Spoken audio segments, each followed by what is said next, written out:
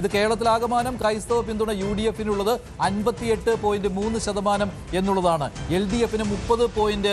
7.5% ക്രൈസ്തവർ ഇത്തവണ കേരളത്തിൽ NDA-ക്ക് വോട്ട് ചെയ്തിട്ടുണ്ട്. പക്ഷേ അവർ പ്രതീക്ഷിച്ച ഒരു വോട്ടിംഗ് പാറ്റേണിലേക്ക് അത് എത്തിയിട്ടില്ല. അതിന് ആദ്യം തന്നെ സംശയമുണ്ടായിരുന്നു. അവസാനം കടന്നു വന്ന പല വിഷയങ്ങൾ ഒക്കെ അവരെ FCRA പോലെയുള്ള വിഷയങ്ങളൊക്കെ ബാധിച്ചിട്ടുണ്ട്. അവിടെ നോക്കേണ്ടത് ക്രൈസ്തവ സമുദായത്തിന്റെ പിന്തുണ UDF-ന് കിട്ടിയിട്ടുണ്ട്. പഴയ പിന്തുണയിലേക്ക് തന്നെ വരികയുണ്ടായി. 58.3%. UDF ആണ് ക്രൈസ്തവ സമുദായം ആശ്രയിക്കുന്ന മുസ്ലിം ക്രിസ്ത്യൻ കൺസോളിഡേഷൻ UDF-ന് അനുകൂലമായി സംഭവിച്ചിട്ടുണ്ട് എന്നുള്ളത് ഈ എക്സിറ്റ് പോൾ ഫലങ്ങളിൽ വ്യക്തമാണ്. പക്ഷെ അവിടെ മറ്റൊരു കാര്യമുണ്ട്, അത് വലിയ രീതിയിൽ സീറ്റിലേക്ക് കൺവേർട്ട് ആയിട്ടില്ല. പക്ഷേ 2021 മധ്യ കേരളത്തിൽ ഒരു തിരിച്ചടി, അതായത് പാലക്കാടും തൃശ്ശൂരും ഇതിൽ ഉൾപ്പെടുന്നതാണ്. പാലക്കാടും തൃശ്ശൂരും ഒരു തിരിച്ചടി ഉണ്ടായിരുന്നു. കോട്ടയത്ത് പോലും ഒരു തിരിച്ചടി ഉണ്ടായിരുന്നു. എറണാകുളത്തും തിരിച്ചടി ഉണ്ടായതാണ് UDF-ന്.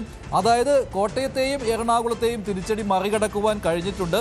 പക്ഷേ UDF-ന് ഈ പാലക്കാട് അതുപോലെ തന്നെ തൃശ്ശൂർ ജില്ലകൾ കൂടി ഇതിലുള്ളത് കൊണ്ട് മധ്യ കേരളത്തിൽ ഉൾപ്പെട്ടിട്ടുള്ളതിനാൽ തന്നെ LDF-നെ മറികടക്കുവാൻ കഴിയുന്നില്ല എന്നാണ്. സെൻട്രൽ കേരളത്തിൽ ഒരു വലിയ മേധാവിത്വം UDF-നെ സംബന്ധിച്ച് പരമാവധി UDF-ന് 29 സീറ്റുകൾ വരെ മധ്യ കേരളത്തിലെ 53 സീറ്റുകളിൽ കിട്ടാം. പക്ഷേ അതേസമയം LDF-നും പരമാവധി വേണമെങ്കിൽ 28 സീറ്റ് വരെ കിട്ടാം. പക്ഷേ കഴിഞ്ഞ 2021 തെരഞ്ഞെടുപ്പിനേക്കാൾ വലിയ സ്ഥിതി മെച്ചപ്പെട്ടിട്ടുണ്ട് UDF-നെ സംബന്ധിച്ചിടത്തോളം. LDF-ന് നിരവധി സീറ്റുകൾ ഈ മേഖലകളിൽ കോട്ടയത്തും ഇടുക്കിയിലും എറണാകുളത്തും അടക്കം നിരവധി സീറ്റുകൾ നഷ്ടപ്പെടുമെന്നുള്ള സൂചനകൾ കൂടി വളരെ കൃത്യമായി തന്നെ ഈ സർവേ ഫലങ്ങൾ കൃത്യമായ